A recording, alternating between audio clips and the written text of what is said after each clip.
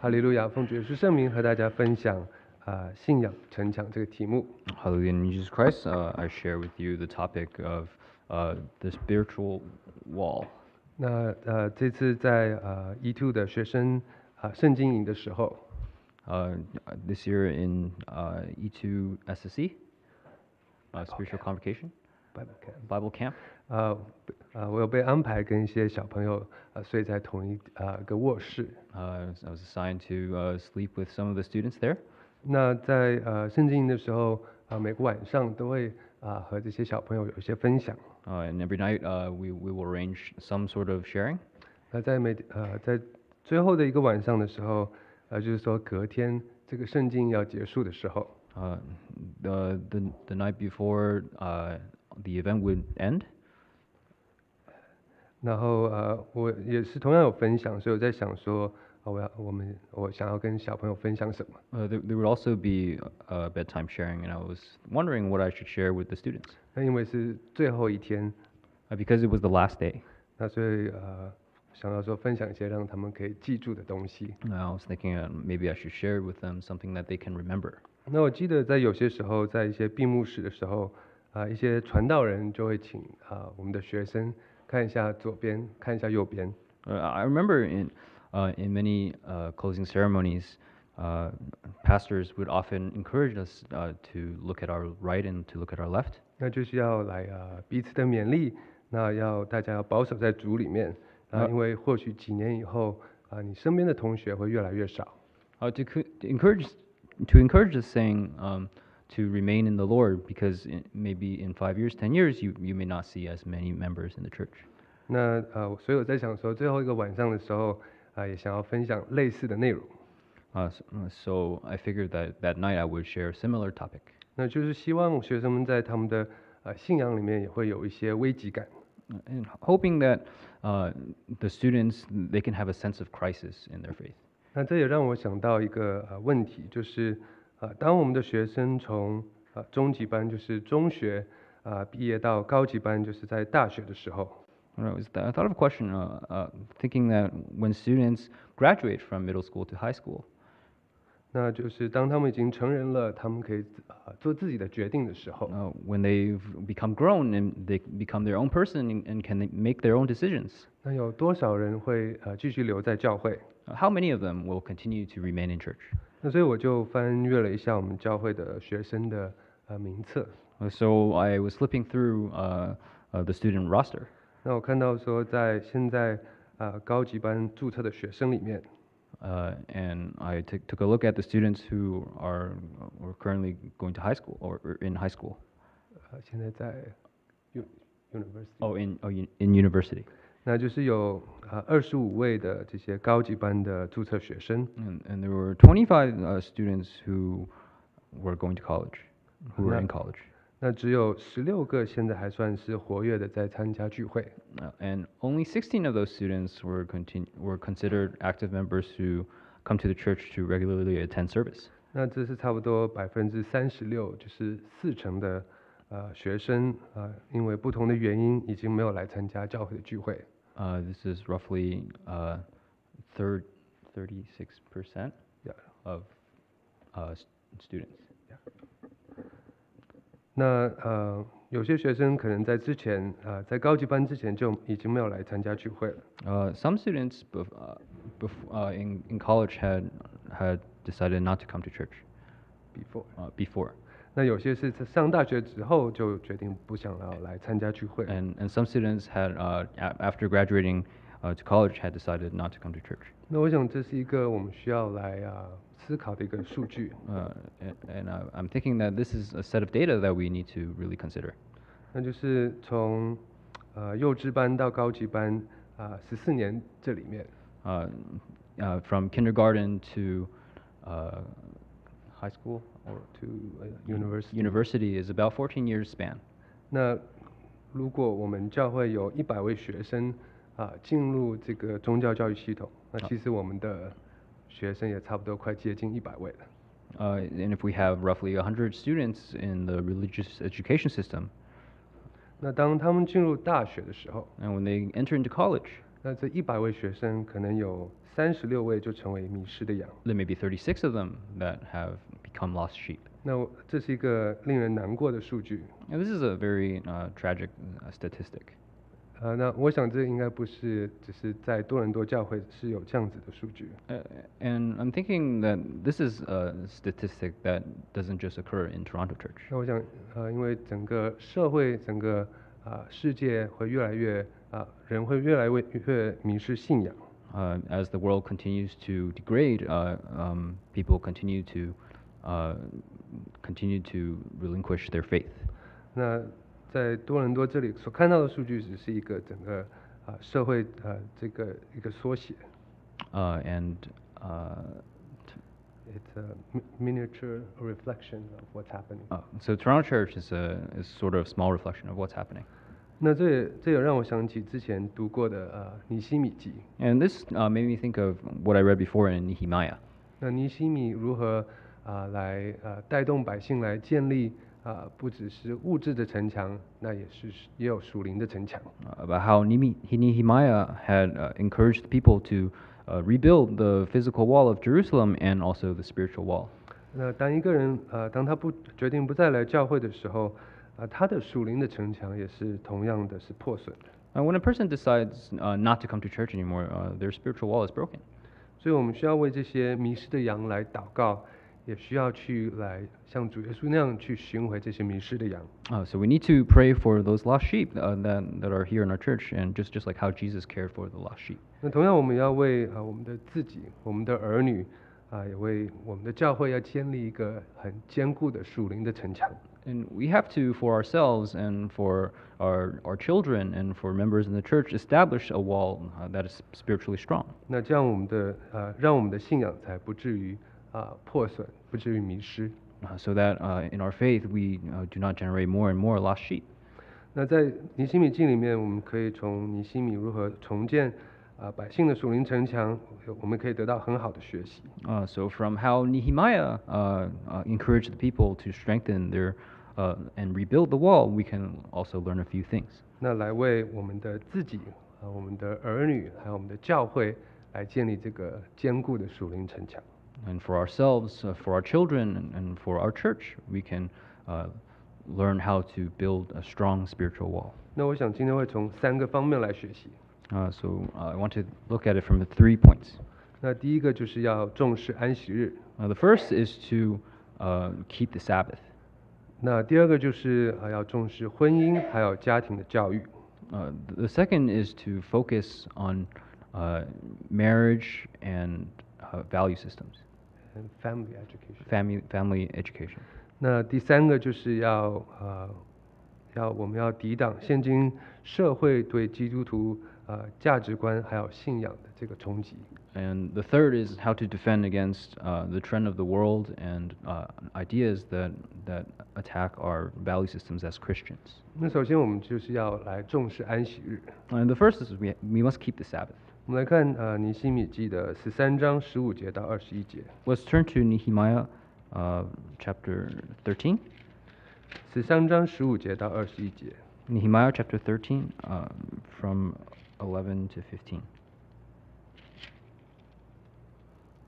尼希米记13章15节到21节。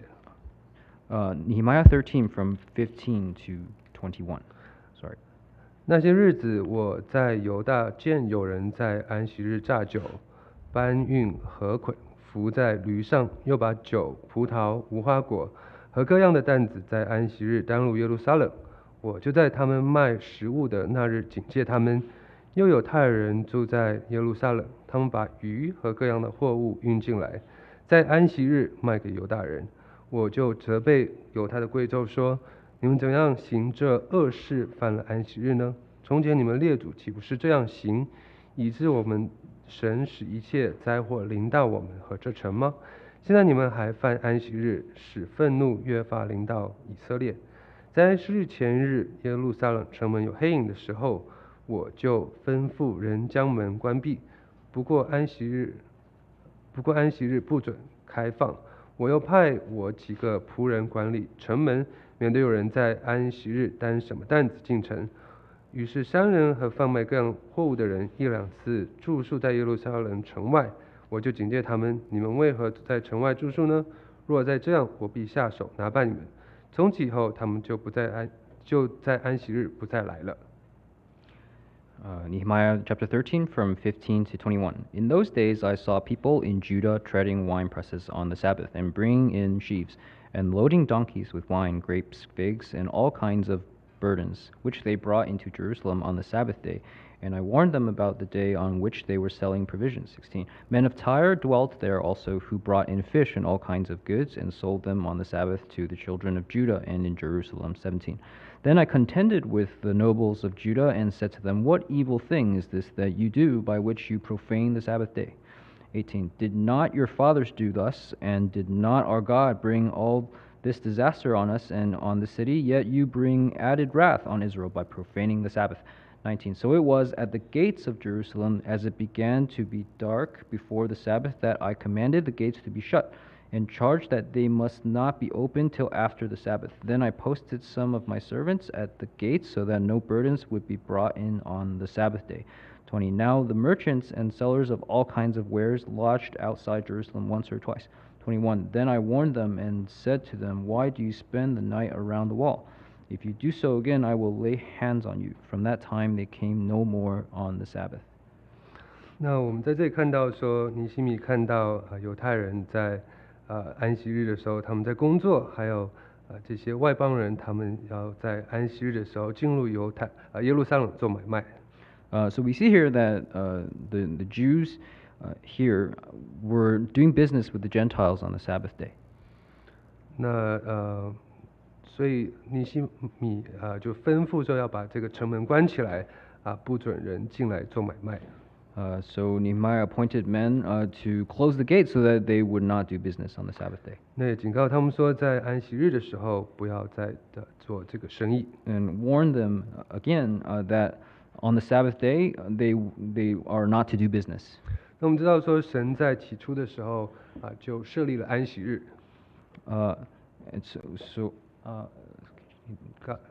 神在起初的时候就设立了安息日。So God established the Sabbath during the creation. 那在这个安息日就是我们现在的礼拜六。So Sabbath is the Saturday. 那神在这个安息日的时候，是希望我们在劳苦的这生活里面可以得到休息。And the purpose of the Sabbath being established was so that men could find rest on this day. 那也可以在安息日的时候，在信仰里面，我们可以来调转我们的脚步。Also, so that on the Sabbath we might consider our ways and to really reflect and turn our footsteps. 那我们要来享受这安息日，来称这安息日为可喜乐的。So we have to be able to call the Sabbath a joy.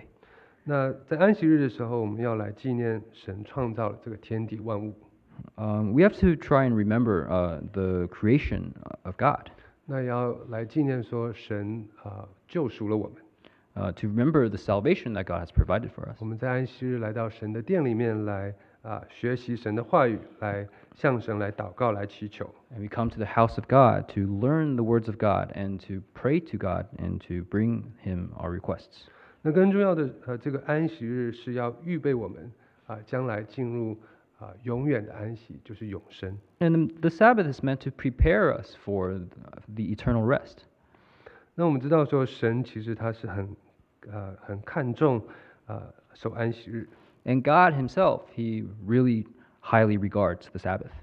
那在以色列百姓在旷野里行走的时候，and when the Israelites were wandering in the wilderness, 那神用了40年的时间来训练百姓在安息日要休息。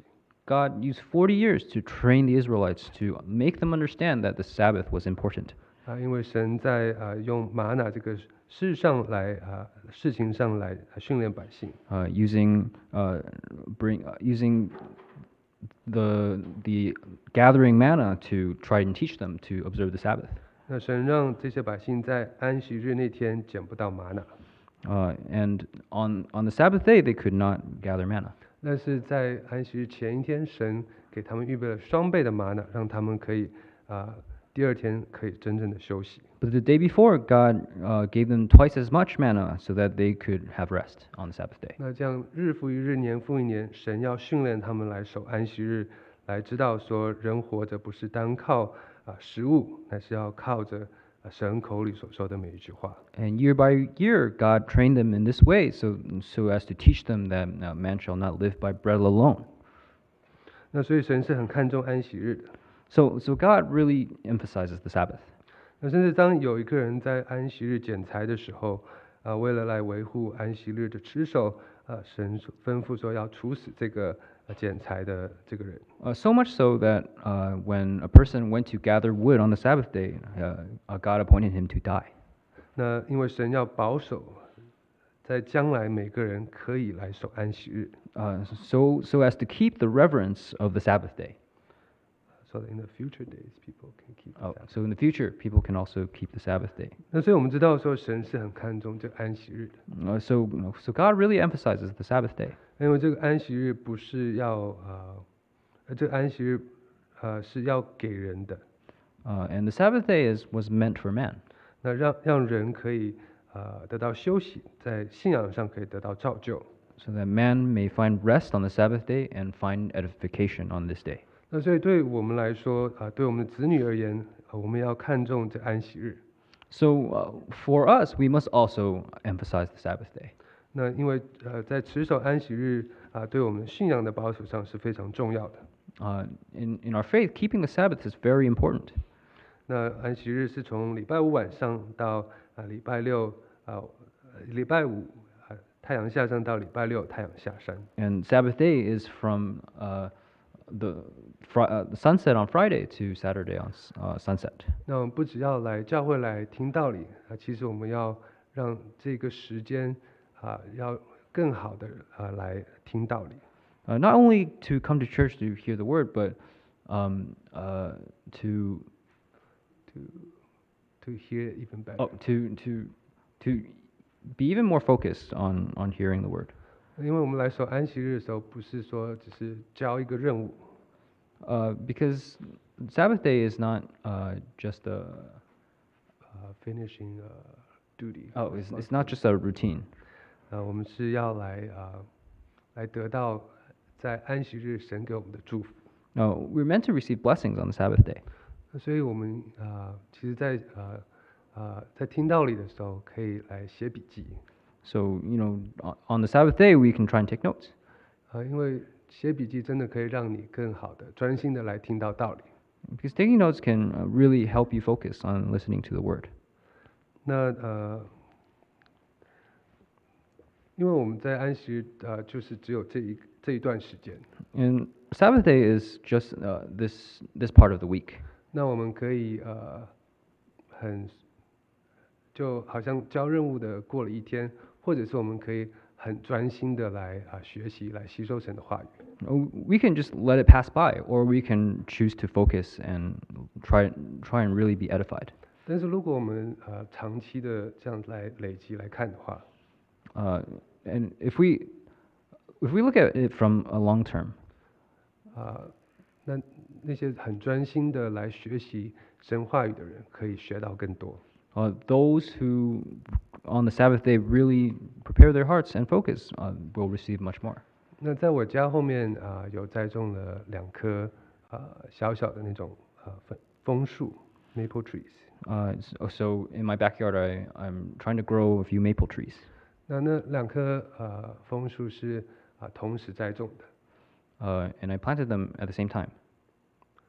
但是在经过这几年，我会发现说，在我家后面这个2棵枫树里面，右边这个枫树会明显的比左边这个枫树高了很多。 And over the past few years, I've noticed that as these two trees grew, one of them was taller than the other. 这棵枫树也会有更多的叶子。 And this taller tree had more leaves as well. 那原因是因为在另外这边这棵枫树它旁边有很高大的树，所以它在这个这个影子下面。 And the reason was because it was beside this other tree that gave it shade. 因为另外这个比较小的这个树旁边有很多大的树，所以把它挡住了。The smaller tree was being blocked by another very tall tree. 那所以如果我们把这个放在安息日上守安息上面， If we take this analogy to the Sabbath, 那我们可以很随意的来守安息日。we can frivolously keep the Sabbath. 那就好像这棵小的树在这个阴影下面， It'll be like this smaller tree that's being blocked by this taller tree. 但是我们也可以我们可以很认真的来学习，来写笔记，来听神的话语。Or we can really focus and listen to God's word on the Sabbath. 那就好像这个树在这个太阳底下，它长得会特别的茂盛，长得更好。And it'll be like this taller tree that's in the sun and receiving all the nutrients that it needs. 那所以在安息日其实是很宝贵的日子。The Sabbath day is a precious day. 那我们应该要更好的来利用这个安息日来学习神的话语。We should try and make use of the Sabbath day to really learn God's word.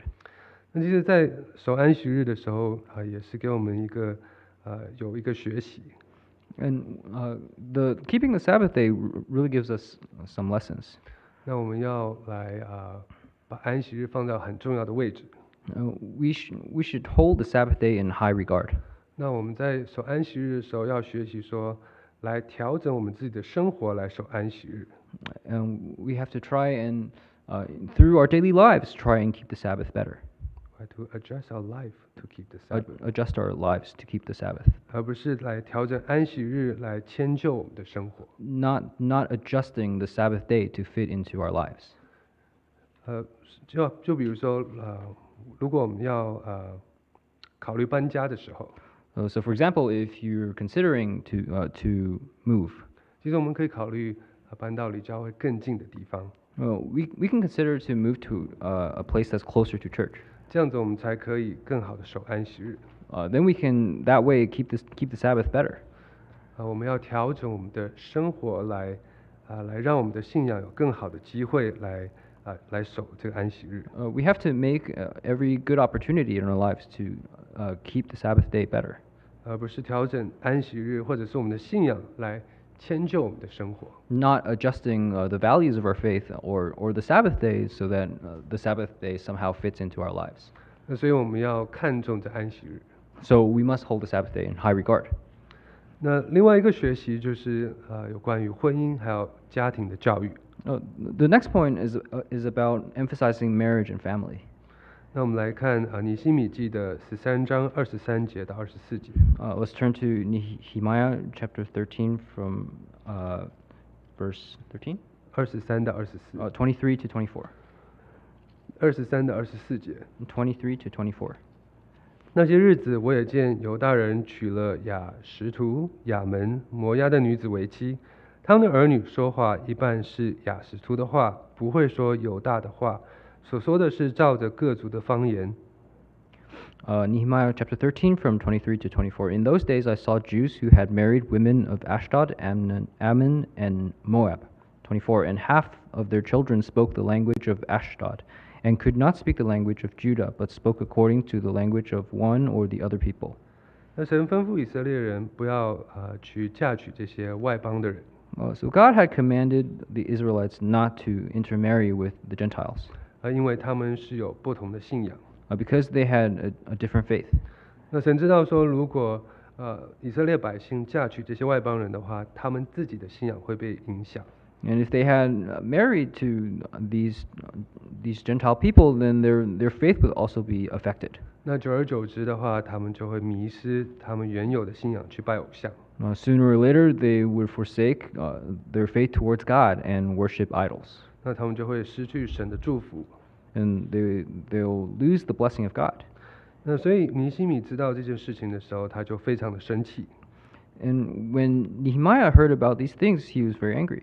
我们来看25到27节。Let's take a look at verse 25 to 27. 我就斥责他们，咒诅他们，打了他们几个人，拔下他们的头发，叫他们指着神起誓，必不将自己的女儿嫁给外邦的儿子，也不为自己的儿子娶他们的女儿。又说，以色列王所罗门不是在这世上犯罪吗？在多国中并没有一王像他，且蒙他神所爱。神立他做以色列全国的王。然而连他也被外邦人女子引诱犯罪，如此我岂听你们行着大恶，娶外邦女子干犯我们的神呢？25. So I contended with them and cursed them, struck some of them, and pulled out their hair, and made them swear by God, saying, You shall not give your daughters as wives to their sons, nor take their daughters for your sons or yourselves.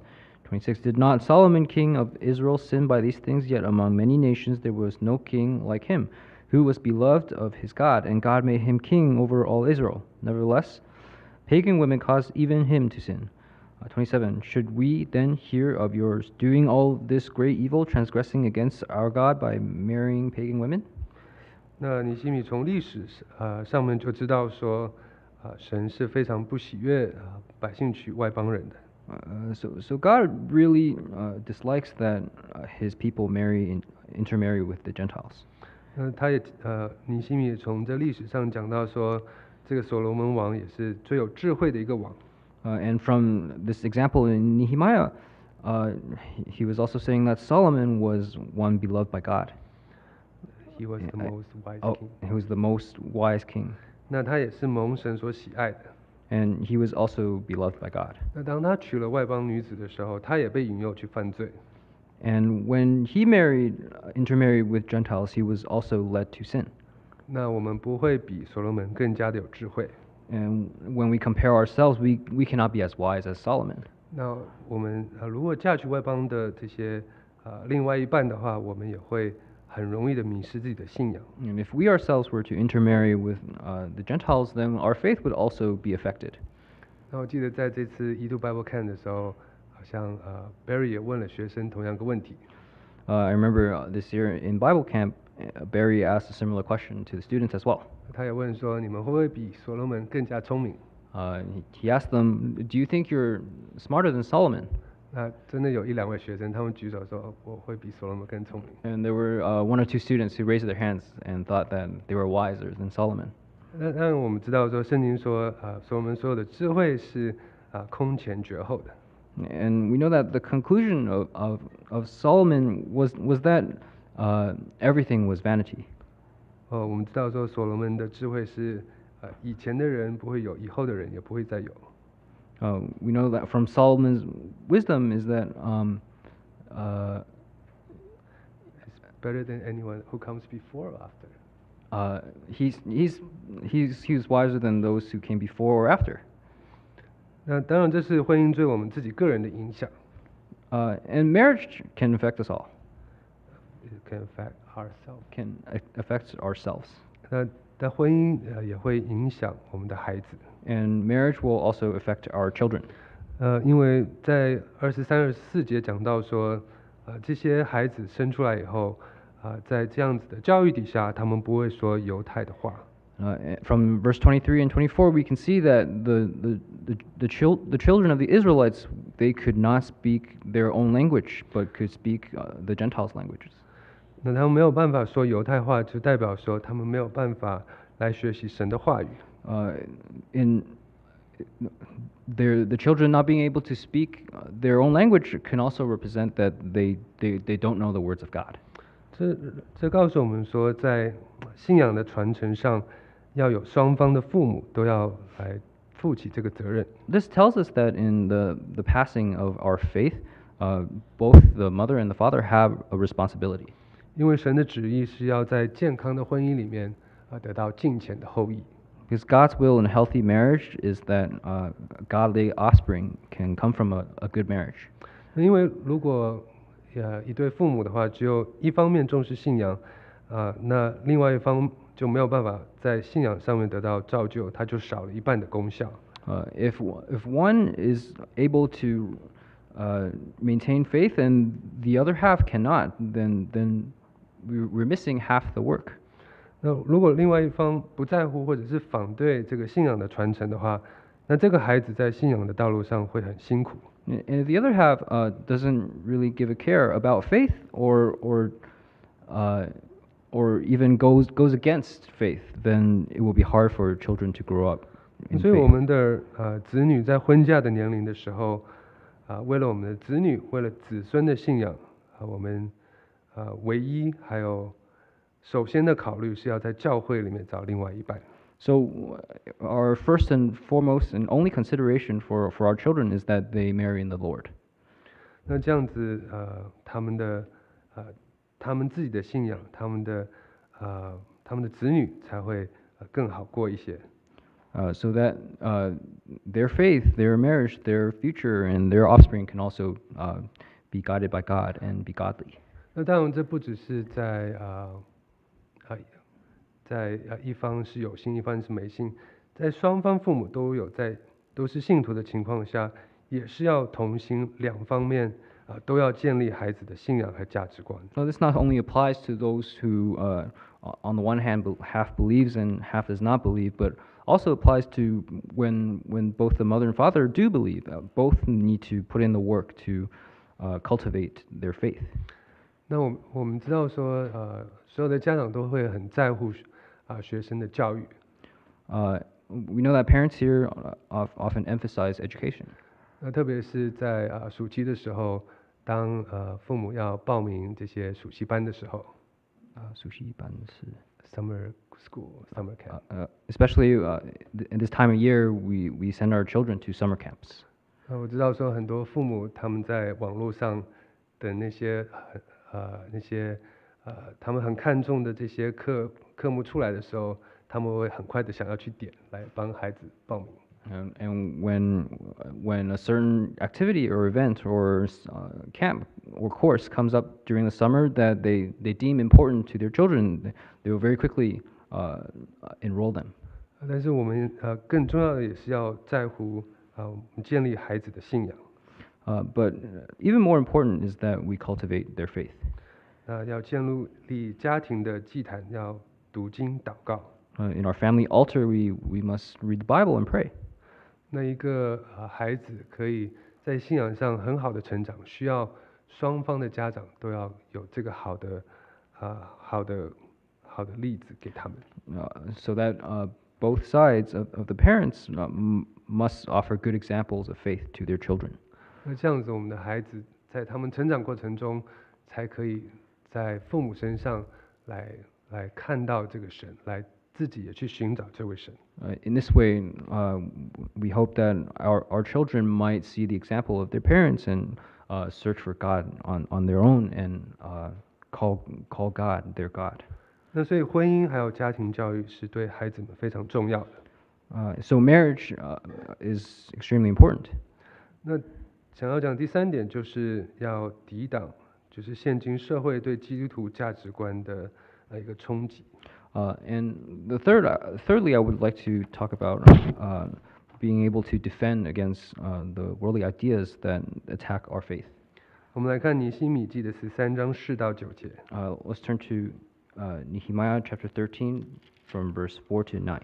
尼希米记13章4到9节。Nehemiah chapter 13 from verse 4 to 9. 先是蒙派管理我们神殿中库房的祭司以利亚实与多比亚结亲，便为他预备一间大屋子，就是从前收存素祭、乳香、器皿和照命令供给利未人、歌唱人守门的五谷新酒和油的1/10，并归祭司举祭的屋子。那时候不在耶路撒冷，因为巴比伦王亚达薛西32年，我回到王那里。过了多日，我向王告假。我来到耶路撒冷，就知道以利亚实为多比亚在神殿的院里预备屋子的那件恶事。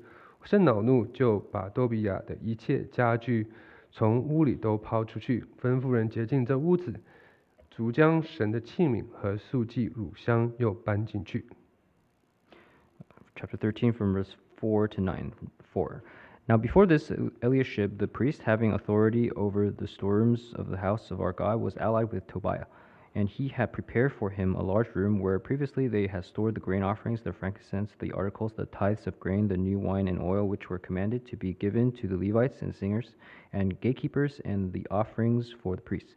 But during all this I was not in Jerusalem, for in the 32nd year of Artaxerxes king of Babylon I had returned to the king. Then after certain days I obtained leave from the king. 7. And I came to Jerusalem and discovered the evil that Eliashib had done for Tobiah. In preparing a room for him in the courts of the house of God. 8. And it grieved me bitterly, therefore I threw all the household goods of Tobiah out of the room. 9. Then I commanded them to cleanse the rooms, and I brought back into them the articles of the house of God with the grain offering and the frankincense. 这里讲到说，这个祭司他让一个外邦人入住在神的殿中。Here we see that Eliashib, the priest, allowed some of the Gentile people to occupy the storeroom of the house of God. 那所以这是在这里记载说，这是一件恶事。And he deemed it as an evil thing. 那所以尼希米就后来知道这件事以后，就把他赶出去了。So when he knew it, he drove them out and threw out all their stuff. 那所以这里是一个让外邦人住在这个圣殿里面。Because they had allowed a Gentile to live in the house of God. 那所以这个圣殿，其实我们可以把它想象成在我们心里面一个很神圣的地方。So the temple of God can represent a most sacred part in our hearts. 那是一个价值观的一个中心。It's the center of our value system. 那这圣殿是敬拜神的地方。It's supposed to be a place where we worship God. 那让外邦人入住在圣殿里面，就是我们可以想成是让世界的潮流、价值观入住在我们的心里。To allow Gentiles to dwell in the temple is to allow certain ideas that are contrary against God to dwell in our hearts. 那其实我们的子女生活在这世界里面，我们每天都面对各样的媒体。So for us all here, from every day we are exposed to the media. 那我们很多思想、很多的影响都会被带入到心里面。And our thoughts and how it affects us will all be brought into our hearts. 那比如说我们对各样事情的追求。Perhaps it affects our pursuits. 比如说这世界很注重要很成功，要赚很多的钱。Or perhaps how the world emphasizes success and being rich. 这个世界对享受的追求。Or the desirable pleasures that people pursue in life. 那这也会影响我们每天的信仰，我们做的决定。This influences our everyday life in faith, how we make decisions. 这其实有些时候也会影响我们对婚姻、对另外一半的追求。It could also affect the way we choose our spouse in the future. 那我们在追求婚姻的时候，我们所看重的是什么？It could affect what we value in a spouse. 那在现在有流行的一句话叫高富帅。There's a very popular phrase nowadays. It's tall and good looking. Tall, rich, and good looking. Tall, rich, and good looking. 这是世界上对另外一半择偶的标准。This is the standard of the world, of society. 但是我们基督徒的这个信仰的追求是什么？But what should we pursue in our faith? 但是其实这些想法会慢慢的进入到我们内心很深层的地方。These ideas will slowly sneak into the deepest parts of our hearts. 那我们会慢慢的会被这个世界同化。And slowly we will also assimilate with the world. 那其实我们可以来看我们自己，或者是在看我们学生。We can look at ourselves and we can look at our students. 当他们在看教会的这些文化、这些价值观的时候， when they look at the church culture and church values, 他们是从什么样的角度来看？ From what perspective do they look at these things? 他们是从教会外面的角度来看这些事情，还是从自己在教会里面来看这些事情？ Do they look at it from the perspective of the world, or do they really consider it for themselves? Do they look at it from within the church? Oh, from within the church. 他们是不是从世界的是不是从教会里面的角度来分辨这些外面的价值观和思想。Do they from within the church separate the ideas that are the values of the church and the values of the world? 还是从世界的角度来评论或者是论断说，教会的文化、教会的价值观怎么会这样子？ Or do they use the perspective of the world to criticize and judge how culture is in the church? 那其实如果我们去看学生看这件事情的角度， And if we look at the perspective from which our students look at these things, 我们可以看到说，他们内心里面最深层的是有什么？ so we can have a general idea of what's really going on in their hearts. 那如果我们问我们自己或者是子女，我们在看这些事情的时候，我们的角度是从哪个角度在看？ And if we ask ourselves or if we ask our children from what perspective we're looking at these things from, 我们是怎么看现在教会的文化教会的价值观？ how do we look at church culture and church values? 那我们是赞同教会的文化、教会的价值观吗 Do we？Do we agree？ do we agree with church culture and church values? 还是我们觉得说这些已经是非常古老、非常古板的这些文化或者是价值观？ Or do we feel that these things are very old-fashioned and old tradition? 那其实如果我们回到圣经里面， And if we go back to the Bible, 那如果我们自己有在读经、在学习， if we really ourselves we read the Bible and we try and learn, 我们应该从圣经里面汲取的是神的旨意是什么？ from our own cultivation, we should try to know what the will of God is. 那如果我们真的明白神的旨意是什么， If we truly know what the will of God is, 那再把这些神的旨意放到我们的心里面， and we put the will of God in our hearts, 那我们再来看教会的文化或者是教会的价值观， and we look at church culture and we look at church values, 教会觉得对的东西， what the church feels like is right, 那我们就会把自己放在教会的里面， and we put ourselves within the church, 而不是放在教会的外面来看这件事情。 not putting ourselves outside of the church and looking in. 因为教会的文化、教会的价值观是符合圣经的。 Because church culture and church values are according to the Bible.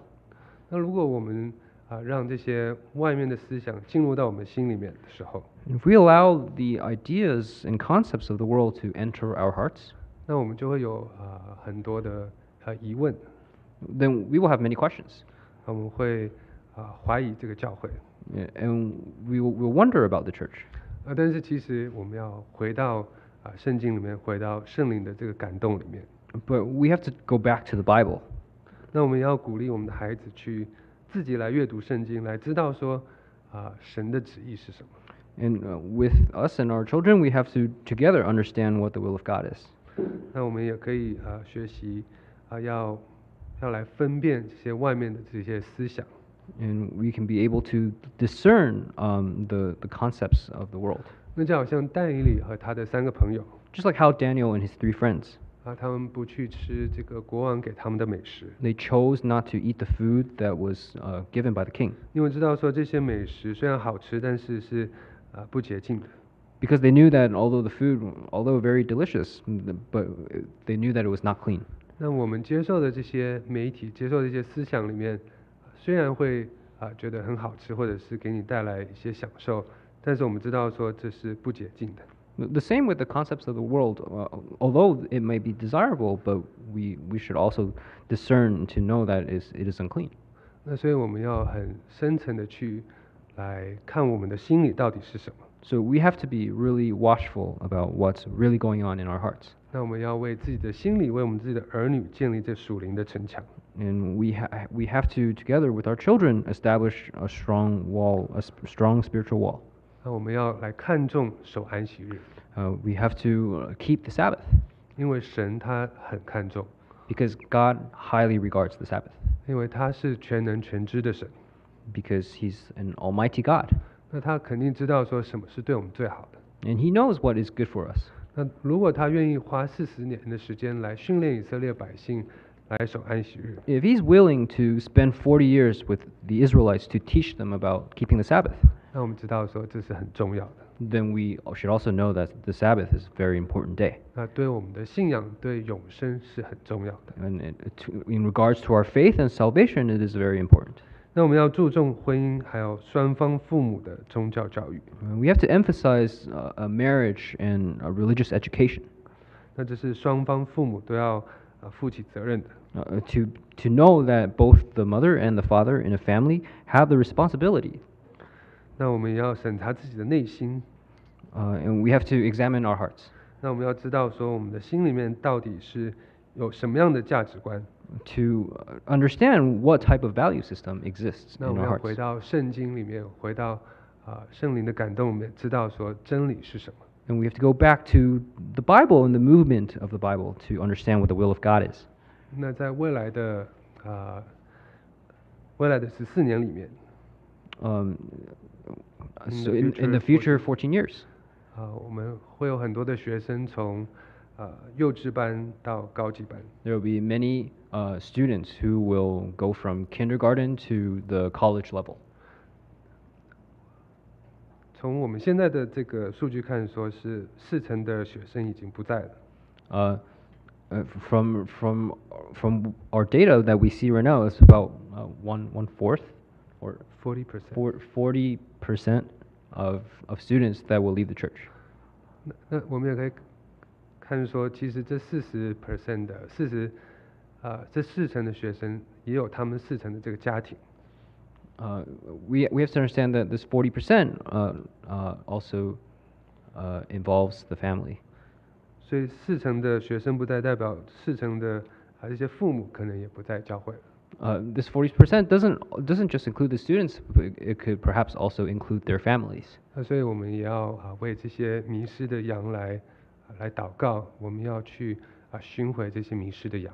We have to be willing to pray for these lost sheep and also try and bring them back. 那就好像尼希米在他一开始的时候，在他动工要修建城墙的时候，他是从祷告开始的。In Nehemiah, when he rebuilt the wall with the Israelites, he started with prayer. 那所以我们真的要为我们自己、为我们的家人、为教会来祷告。So we have to pray for ourselves, pray for our family, and pray for our church. 那我们一起来唱诗第82首。Let's sing hymn number 82.